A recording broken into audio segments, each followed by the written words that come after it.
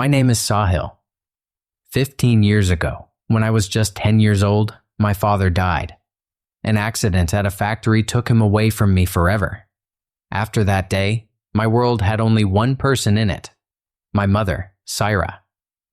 We lived together, just the two of us, in a small rented house. Life was hard after my father was gone. My mother always made sure I had everything I needed, but I knew she was very lonely and sad inside. I always thought she spent her nights alone with her sadness.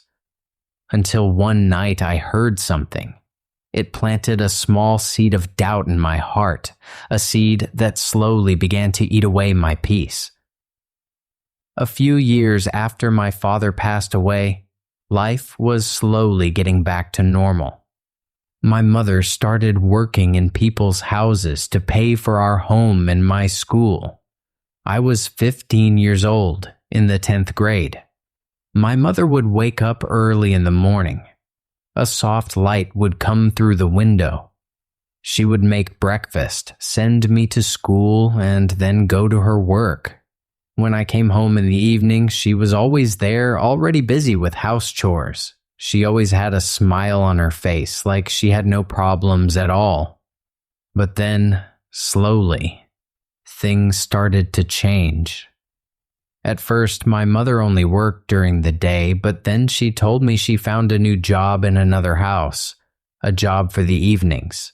She would leave in the evening and often come back very late at night. When she returned, she looked so tired. Her eyes were heavy and her face was pale. But whenever I asked, she would smile and say, "It's nothing, my son. Today was just a little more work." I believed her. I thought about how hard my mother was working for me. But one night, something happened that shook my trust. I was awake, studying for school.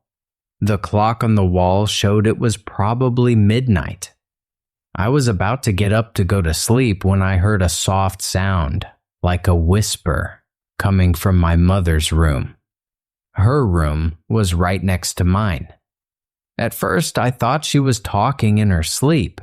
She sometimes did that. But when I put my ear to the wall, I felt she was talking to someone. My heart started to beat very fast. Who could she be talking to so late at night? We did not have a telephone in our house. She had my father's old mobile phone, but she almost never used it. I walked on my toes, very quietly, to her door and tried to listen. Her voice was very low, but I could understand that she was talking to a man. She was saying, "Don't you worry. I will handle everything. Sahil just must not find out about this." When I heard this, the floor felt like it was gone from under my feet. Who was that man? And what was the secret she was hiding from me? 1,000 bad thoughts ran through my mind. Is there another man in my mother's life after my father? Is this why she stays out so late now? Even thinking this was like a bad dream. I could not sleep that night. I just kept turning in my bed, thinking about those whispered words from my mother's room. After that night, I was a different person. I could not focus on my studies. My eyes would look at the words in my books, but my mind was always thinking about my mother. I watched everything she did. I noticed that she started to dress up a little more. She would spend a little more time in front of the mirror before leaving for work. Sometimes a light, sweet smell of perfume would come from her purse. It was a smell we never had in our house before. One day when she was at work, I gathered my courage and decided to search her room. My heart was beating so loudly, like a drum. I felt like I was doing something very wrong. I opened her old wooden closet. Under her clothes, there was a small box where she kept her important papers and a little bit of money she had saved. With shaking hands, I opened the box. Inside, there were some old letters from my father, my childhood photos, and some money. I was about to close it, feeling sad, when my eyes saw a tiny box in the corner. I opened it. What I saw inside made my eyes open wide. In the box was a thin gold chain. We did not have enough money for my mother to buy a gold chain for herself. So where did this come from? Did that man give it to her? The man she talks to at night? My doubt was now turning into belief. I started to feel sick. Sick of my mother. Sick of our life. And sick of the man I had never even seen. The people in our neighborhood also started to look at me in a strange way. When I walked down the street, the women would start whispering to each other. Some would even ask me directly, "Sahil, your mother comes home very late these days. Is everything all right?" I would look down at the ground and run away. I felt so much shame. It felt like the whole world knew my mother's secret, except me. My behavior toward my mother became very rude. I didn't talk to her properly. If she asked me something, I would give a sharp answer. When she brought me food, I would push the plate away. She was very sad because of my coldness. I could see a question in her eyes, a pain, but my anger and doubt were so big that I couldn't see anything else. One night, she asked me, "Sahil, what is wrong, my son? You have been so quiet for a few days. Did something happen at school? Please tell me." I looked at her with angry eyes and shouted, "Why do you care about my problems? You are happy in your own world, aren't you? You don't need to worry about me." Tears filled her eyes when she heard my words. She only said, "Son, you are misunderstanding me." And saying this, she quietly went to her room. That night too, I heard soft crying sounds coming from her room, but my heart was like a stone. It had no effect on me. I thought this is all an act, an excuse to avoid my anger. I could not take it anymore. I decided that tonight I would follow my mother and see the truth with my own eyes. The truth she was hiding from me. There was a storm inside my heart. One part of me said that my mother could not be wrong, but the other part, full of doubt and anger, wanted to know the truth, no matter how bitter it was. That evening, my mother wore a nice sari.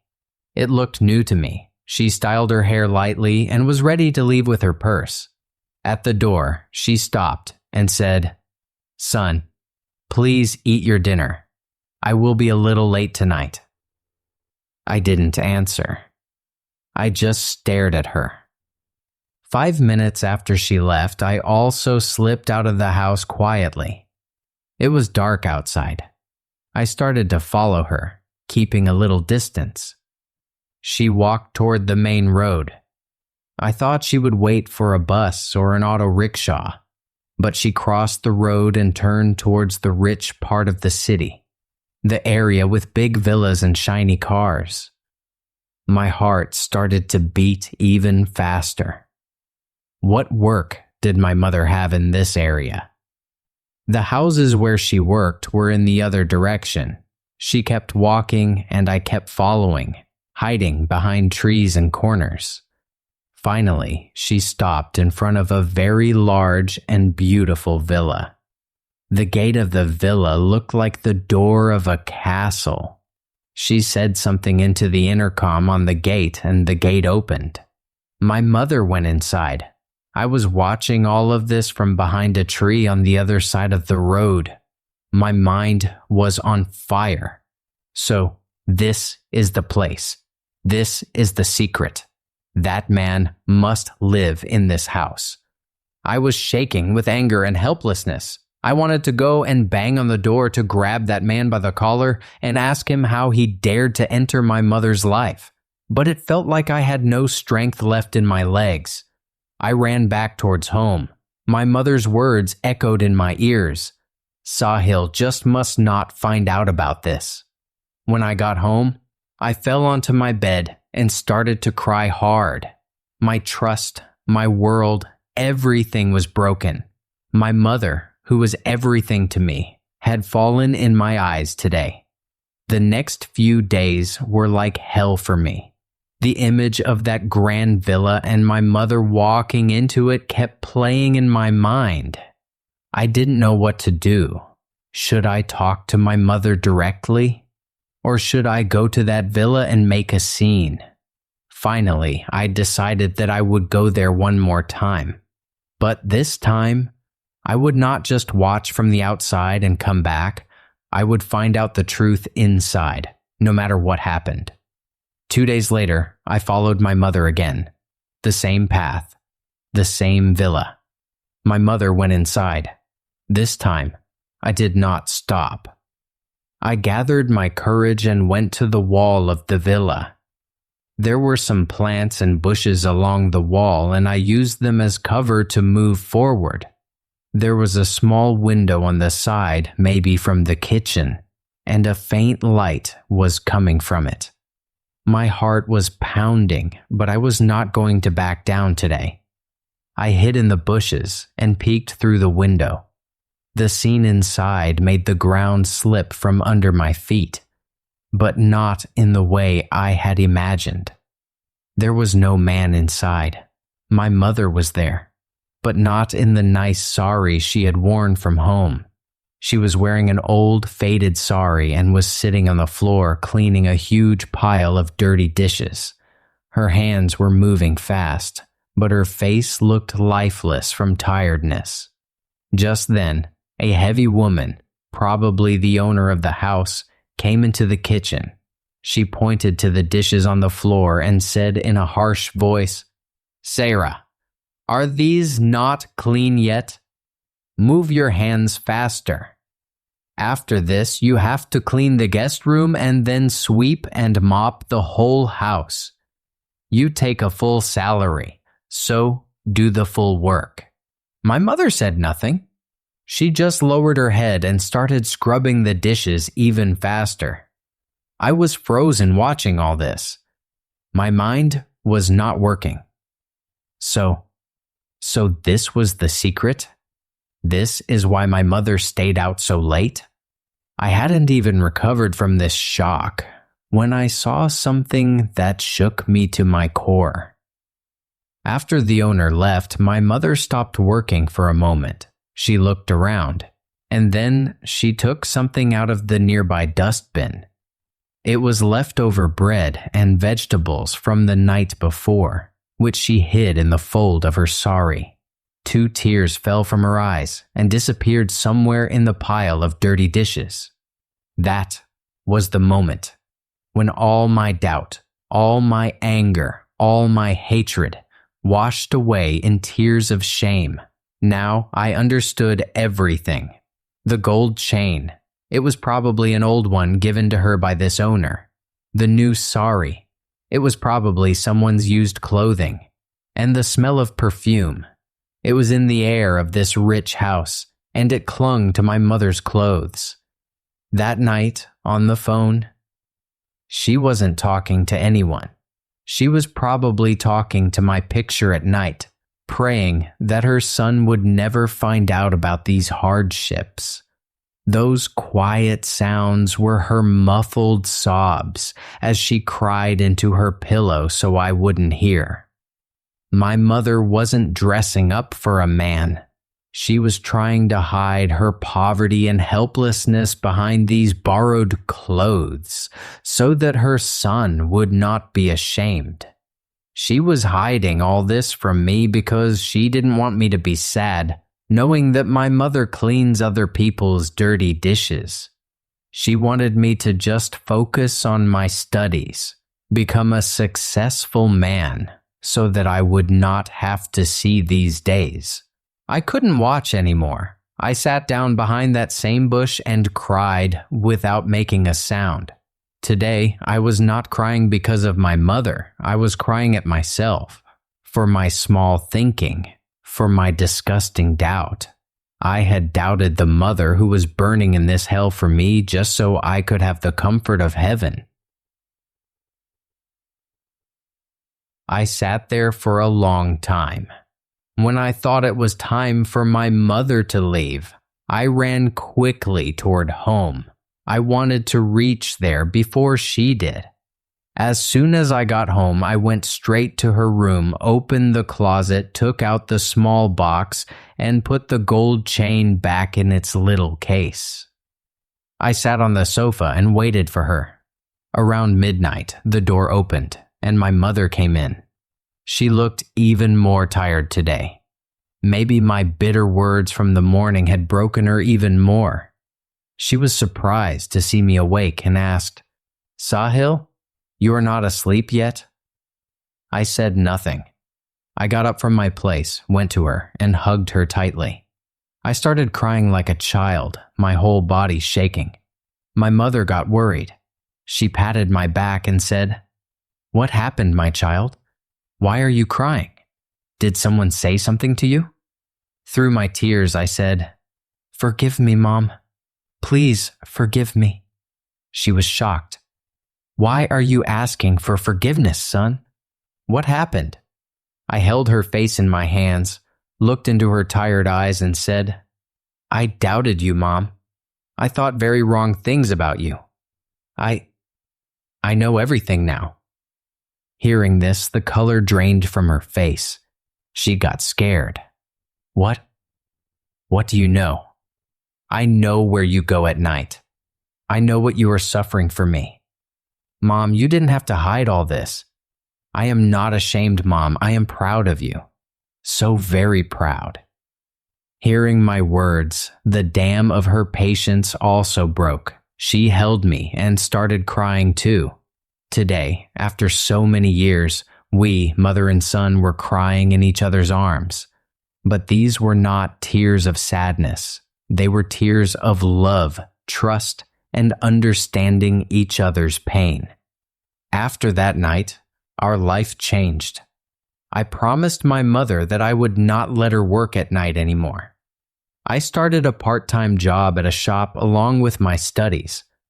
The money was not much, but we were managing. The most important thing was that my mother was with me at night.